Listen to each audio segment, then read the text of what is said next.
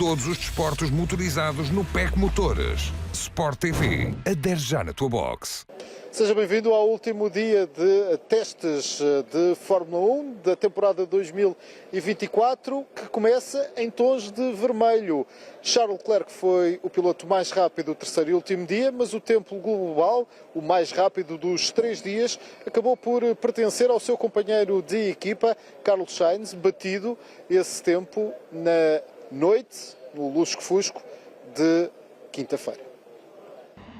Comecemos pelos factos. A Ferrari saiu dos testes de pré-temporada com o melhor tempo e com a liderança em 2 dos 3 dias.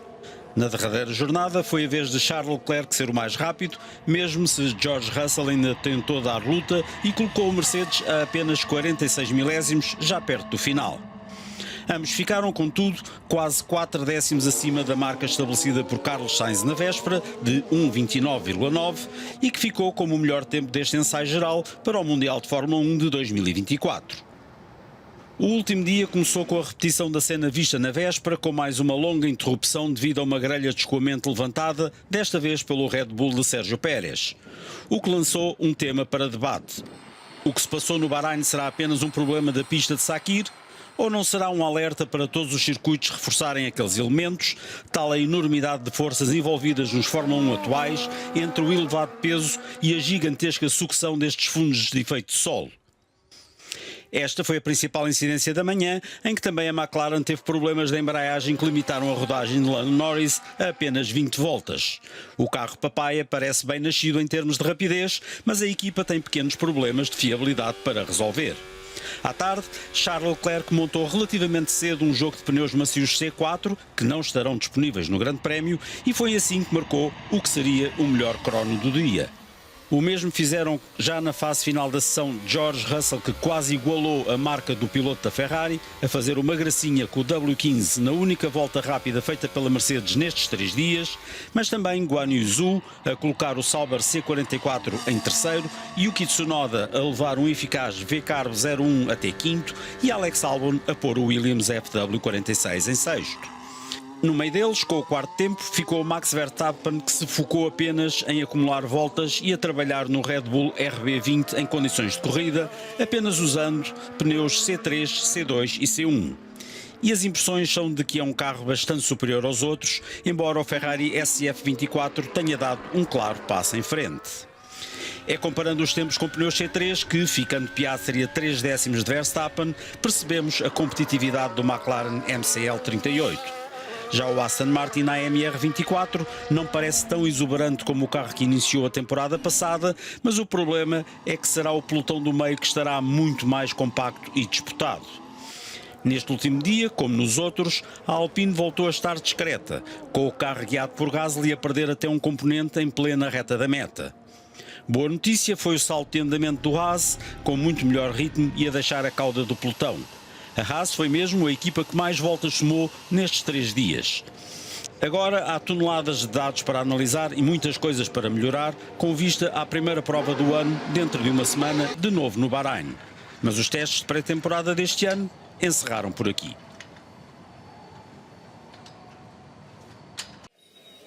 A Ferrari fica com os melhores tempos dos testes de pré-temporada e também com o melhor tempo do dia de hoje. Isto significa o quê? Começando pelo facto de os tempos não terem evoluído em relação ao ontem, Luís Vasconcelos. Pedro, significa em primeiro lugar que a Ferrari teve um muito melhor início de temporada do que no ano passado. O Leclerc disse-nos esta tarde que foi o teste do ano passado foi o pior da sua vida. Este ano não terá sido o melhor de sempre, mas foi bastante bom. Ou seja, a boa notícia para os tifosi é que o SF24 é um carro bem nascido. Se é suficiente para bater o Red Bull, daqui a uma semana começamos a ter uma resposta. Em relação aos tempos não terem melhorado, isso teve muito a ver com a necessidade que as equipas tiveram de alterar o programa de trabalho devido a nova e inesperada interrupção esta manhã e ao facto de terem tido de acelerar a mudança de piloto porque os testes não pararam, ou seja, não havia aquela hora que sempre dava alguma folga.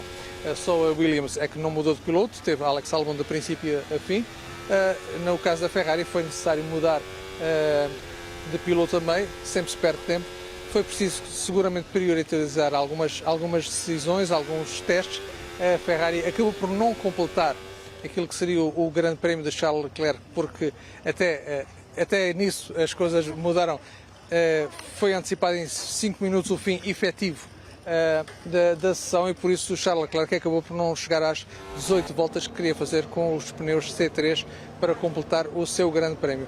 Ou seja, temos uma Ferrari em boa forma. Até que ponto isso é suficiente para bater, sobretudo Max Verstappen, é uma coisa que vamos começar a descobrir daqui a uma semana. Aquele tempo feito pelo Verstappen, que acaba por ser o mais próximo, na altura em que o Carlos Sainz acaba por bater o recorde dos testes do ano passado, até no dia de ontem, aquela volta com aquele, se calhar, tipo de pneus à altura do dia, deixa a concorrência, se calhar, preocupada ou não? A concorrência está claramente preocupada com a Red Bull, e tem que estar, porque andam a ganhar há 3 anos e partem um bocadinho na frente. Preciso notar que as condições da pista, apesar de tudo, eram melhores hoje do que ontem. Desapareceu o vento, havia mais borracha na pista, a temperatura até era mais amena. Portanto, neste final de tarde, e os tempos bons foram feitos já sem o sol a incidir sobre o asfalto, portanto a temperatura do asfalto baixou de forma importante, mas mais representativa para aquilo que vamos ter no fim de semana do Grande Prémio. Deu-se com a mão, tirou-se com a outra, não se sabe quanto é que os motores estavam a ser puxados, não se tem certezas quanto à quantidade de gasolina a bordo, por isso sabemos que há duas equipas que estão melhor do que as outras. Como é que estão em relação uma à outra, isso é para se ver mais tarde. De qualquer maneira, teria de ser muito corajoso para apostar contra Max Verstappen e a Red Bull. Piastri e Lando Norris foram consistentemente muito próximos dos primeiros, digamos assim. George Russell acaba com o segundo tempo e Alonso fica com o melhor primeiro setor do dia de hoje. Significa que a Mercedes deu um salto em relação à temporada passada com este novo carro, e a Aston Martin e a McLaren estão mais ou menos onde terminaram ali na luta por ser a melhor dos outros? Eu penso que a Mercedes também está neste grupo. Os tempos de Russell e os tempos de Hamilton foram conseguidos com pneus mais macios. Não sabemos os engine modes, mas também a julgar pelo que Russell fez no primeiro setor, também não estaria com o motor muito conservador, digamos assim. Alonso também beneficiou de um vácuo e quando conseguiu esse melhor primeiro setor. A reta da meta é grande, e isso, every little bit helps, portanto ganhou alguns centésimos seguramente com isso. A luta atrás das duas equipas da frente será essa: Mercedes, McLaren, Aston Martin. Vai depender de pista para pista, de como os carros se adaptam a cada circuito, à qualidade, à quantidade de aderência do asfalto, também ao acerto ou desacerto das equipas na escolha dos setups. Portanto, tudo muito equilibrado atrás. Tanto pode ser a Aston Martin como a Mercedes como a McLaren já no próximo fim de semana aqui a darem mais luta às duas equipas da frente. Logo a seguir, olhamos para uma V-Carb e uma Stake, curiosamente mudaram as duas de nome e parecem estar a dar um passo realmente em frente em relação à temporada passada, ou achas que é demasiado cedo ainda? Eu acho que é cedo. Não te esqueças que o ano passado o Joe foi o mais rápido no segundo dia de testes. Portanto, estas coisas valem o que valem. É interessante que Joe acaba por fazer o seu melhor tempo de hoje com pneus iguais aos de George Russell e 2 minutos depois de George Russell os ter feito. Portanto, igualdade mais ou menos de circunstâncias, sem saber a quantidade de gasolina e os engine mode. Mas é claro que nos dois casos estes carros são bastante melhores do que os do ano passado e bastante melhores até de como as equipas acabaram a temporada. Estas são duas equipas que deram passos em frente, mas como toda a gente deu, é difícil de saber se isso os aproximou das equipas da frente. Temos também a Alpine, que ninguém sabe exatamente o que é que vale, como também saímos aqui o ano passado dos testes sem saber o que é que a Alpine valia, porque a Alpine não usou os pneus C4, não usou os pneus C5 e, tanto quanto sei, também não usou as afinações de motor mais extremas. Guardou tudo para o próximo fim de semana, para aí sim ficarmos a saber o que é que vale a equipa francesa. Com das equipas que se calhar que se esperava um bocadinho mais, falamos da Williams, que teve problemas de fiabilidade, mas a performance quer ontem, quer hoje, também fica um bocadinho aquém se calhar daquilo que se esperava, ou não? mas também porque a equipa acabou por perder ainda mais tempo do que os outros. Houve 3 problemas mecânicos que fizeram a equipa perder 4 horas de trabalho em pista, e quando só tens 24 horas e essas são encurtadas devido a problemas com a pista e ainda perdes mais 4, percentualmente tens bastante menos do que as outras equipas. Por isso eles concentraram-se naquilo que era mais importante: acertar o carro para a corrida, ver a degradação dos pneus. Depois, em relação à qualificação, é bastante mais fácil. Logo na quinta-feira, nos segundos treinos livres, tiras gasolina, pões os pneus mais macios, que são os C3, que toda a gente usou esta semana de forma bastante intensa, e já sabes onde é que estás. E tem uma vantagem: tem em Alex Albon um piloto que sabe que, sobretudo em qualificação, extrai o máximo do carro, seja em que circunstâncias for. Luís, excelente época para ti e para a Sport TV também, porque vais continuar a ser os nossos ouvidos e os nossos olhos aqui em pista, com a certeza de que a Ferrari e Charles Leclerc foram os mais rápidos no último dia de testes. On our side, it's quite a lot better. I mean, last year's car, I think one of the main weaknesses was the wind sensitivity. Whenever the wind will change a tiny bit, our car will be extremely difficult to drive, huge differences in terms of balance from one corner to the other, and this year we are in a much better place for that, so that is definitely a step forward. On that, it was wanted, we worked a lot on it, and we had the confirmation already from the first day, so that was good. Continuamos com o Nuno Pinto a descobrir os segredos deste circuito de Sakir, e este aqui, Nuno, é mais um secret spot, não é?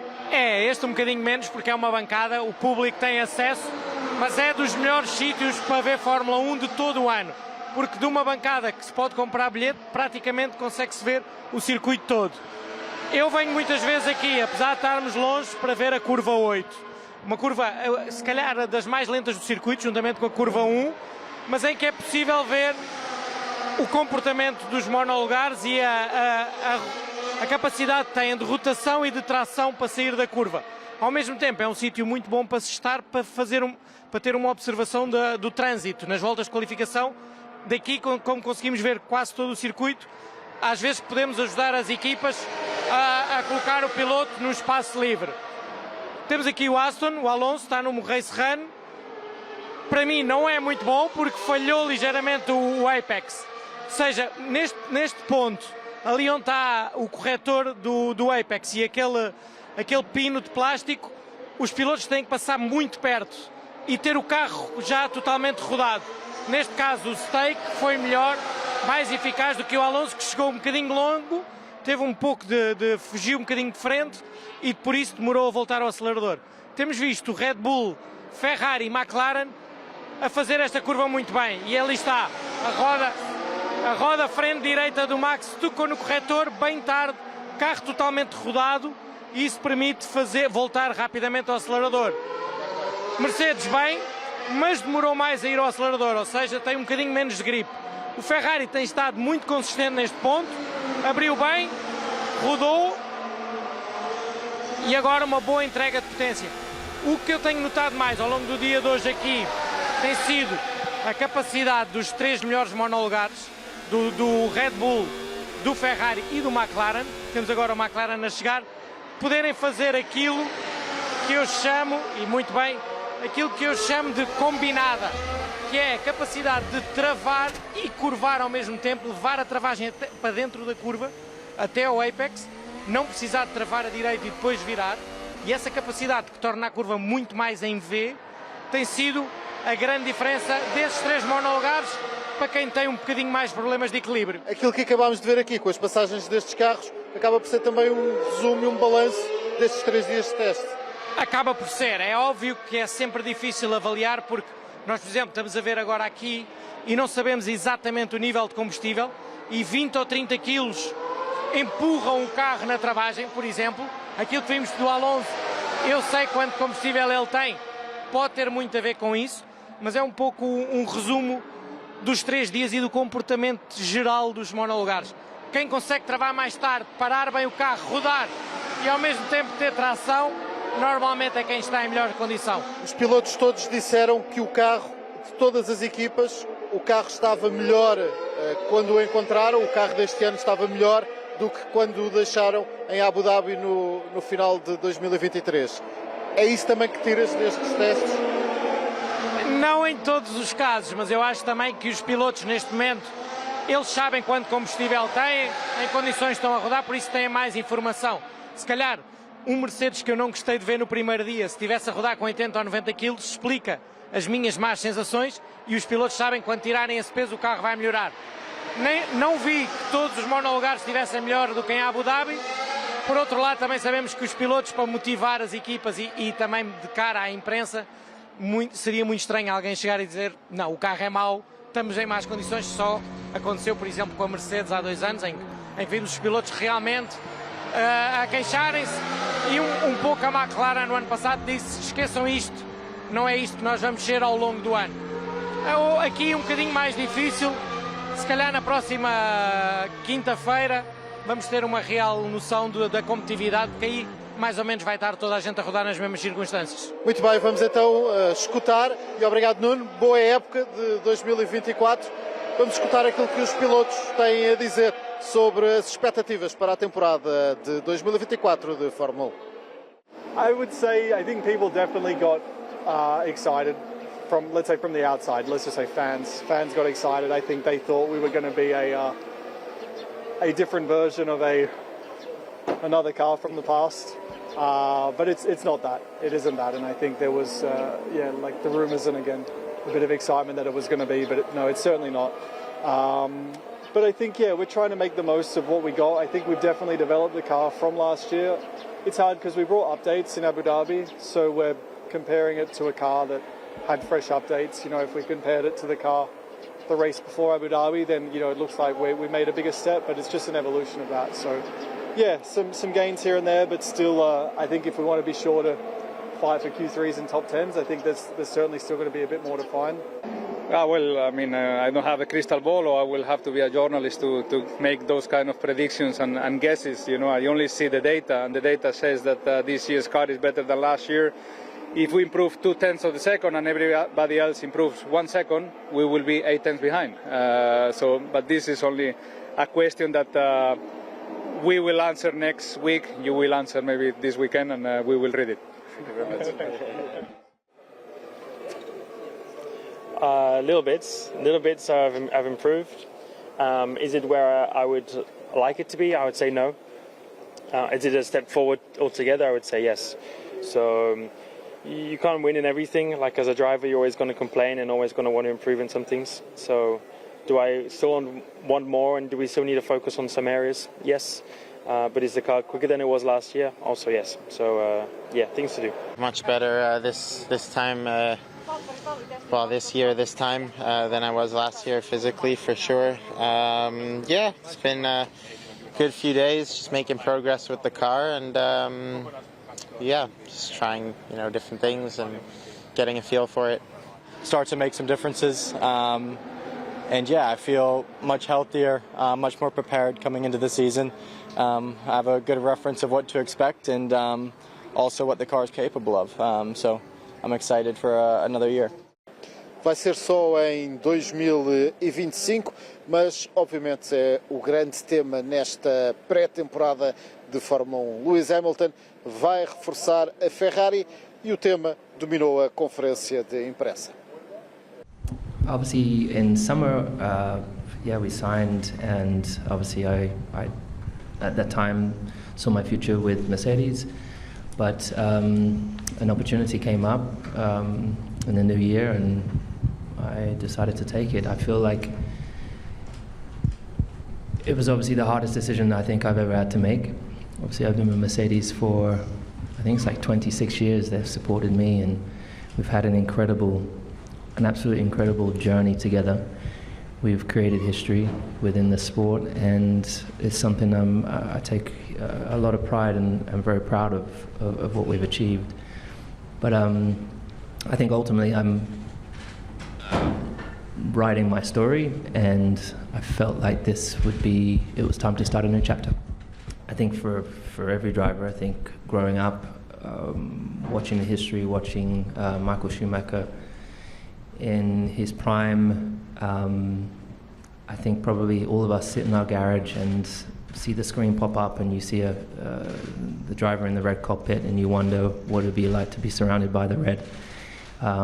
You go to the Italian Grand Prix and you see the sea of red of Ferrari fans, and you can only stand in awe of that. And it's a team that's not had like huge success really since, mostly obviously from Michael's days, but since 2007, and I saw it as a huge challenge, and without a doubt, you know, even as a kid I used to play on GP2 as Michael in that car, so it definitely is a dream, and I'm really, really excited about it. Lewis, have you ever been to Maranello? I have not. I bought my first Ferrari in 2010, I think. That was my first present to myself. I don't have it anymore, but I didn't get to go during that time. As being with Mercedes, I didn't think it was a good look to go at the time. Há muito que não há piloto português na Fórmula 1, mas desenganos afinal há. Temos aqui o Bruno. Bruno, bom dia, obrigado por estares aqui connosco. O Bruno é o condutor do Medical Car, não na temporada toda, mas em muitas corridas. Explique-nos aqui como é que é o seu trabalho. Bom, começa mais uma temporada, não é? Mais um ano cheio de trabalho. Como sabe, tenho o meu ano dividido entre a Fórmula 1 e a Fórmula E.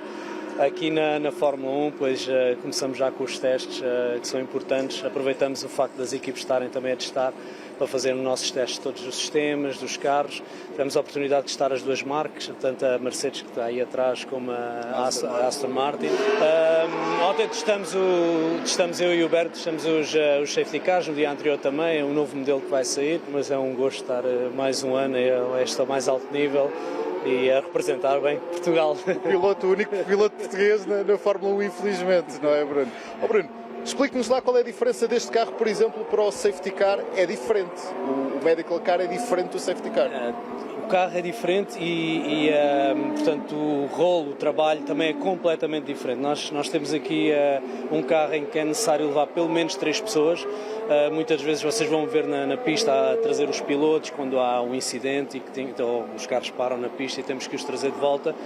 É um carro que leva muito equipamento médico também e tem uma função que é um pouco diferente pelo facto de nós estarmos sempre na parte de trás da grelha.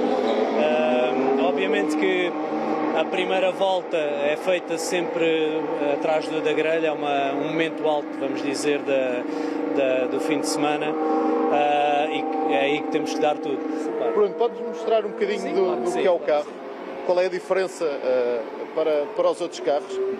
Nós aqui temos um V8 biturbo de 630 cavalos da Mercedes. É um carro também que é equipado com as mesmas luzes do safety car, portanto temos as luzes amarelas e verdes, verde obviamente para dar passagem, se entrarmos durante uma situação que tenha que ser muito rápida e que os carros estejam em pista. Dentro temos todo o equipamento de segurança, bancos, competição, arnês e cintos de 6 pontos. Os travões também são travões de alta performance. É um carro que tem que ter, como disse, tem 4 lugares e 4 portas. Exatamente, são 4 portas, 4 lugares. Lá dentro também temos, os passageiros também vão devidamente seguros, tudo com a homologação da FIA, logicamente. E pronto, basicamente é um carro de produção, com uns pequenos tweaks para estar no máximo possível. Mas anda muito. Anda bastante. Tem que andar, é obrigado.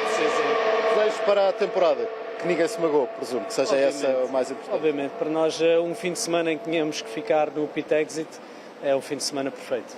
Muito obrigado, ficam então as palavras de Bruno Correia, o único piloto português na Fórmula 1 e o único piloto que nunca é ultrapassado. Até ao lavar dos cestos é Vindima, a procissão vai no Adro e tantos outros lugares comuns. O que não é comum é a quantidade de imagens espetaculares que estes testes deram ao nosso repórter de imagem, Luís Quaresma. Bahrein, onde tudo recomeça, onde volta o estilo e o glamour onde há novos e velhos hábitos de campeões, onde uns querem voltar a assinar o nome entre os vencedores e outros se despedem, mas querem ainda deixar a sua marca. Sakir, onde uns, com as partidas, ganham nova importância. Outros têm de marcar território. E os testes? Os testes são só testes. Mas há uns que sabem onde se encontram na grelha, outros ainda procuram a melhor das sensações e recorrem à grelha. É preciso levantar a moral de uns ou arrefecer ânimos de outros, nem que seja preciso meter a mão na massa. Vestido à paisana ou na curva da onda. Bahrein, onde começa a mais longa das temporadas, onde se tenta bater o campeão dos campeões e levantar a moral para o último empurrão quando for a sério. É preciso falar.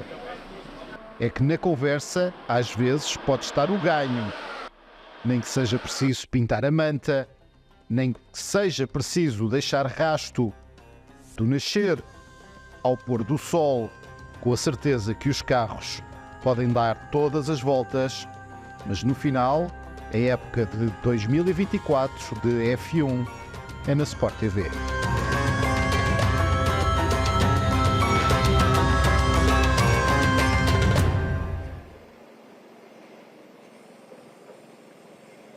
Vai ser uma verdadeira volta ao mundo em 24 corridas, a mais longa temporada de Fórmula 1 que há memória e que há história. Histórias para contar.